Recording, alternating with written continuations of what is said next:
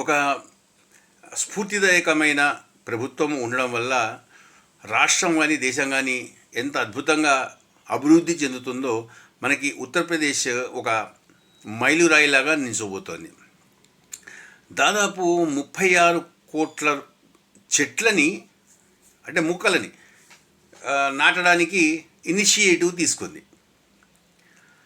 ఇది already start అయ్యింది ఈ ప్రోగ్రాం. ఈ కార్యక్రమము ఆల్రెడీ మధ్యప్రదేశ్లోను గుజరాత్లోనూ జరిగింది. ఈ రెండు రాష్ట్రాల రికార్డుల్ని కూడా బద్దలు కొడుతూ ఇదొక రకమైన ప్రపంచ రికార్డుగా కూడా ఇది మారబోతుందన్నమాట.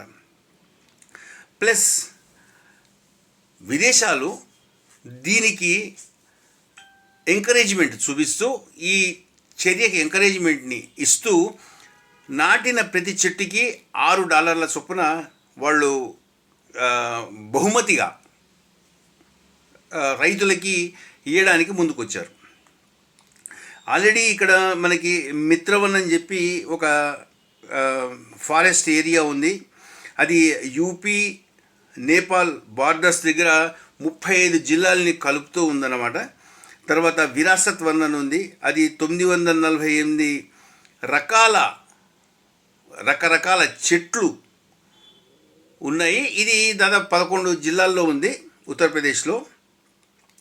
వెట్లాండ్ ఏరియా ఫారెస్ట్లు ఏవైతే ఉంటాయో వాటిల్లో దాదాపు ఈ 223 రకాల చెట్లు ఆల్రెడీ ఉన్నాయి. 223 రకాల చెట్లని ఆల్రెడీ అక్కడ పాతేసి ఉంచారు.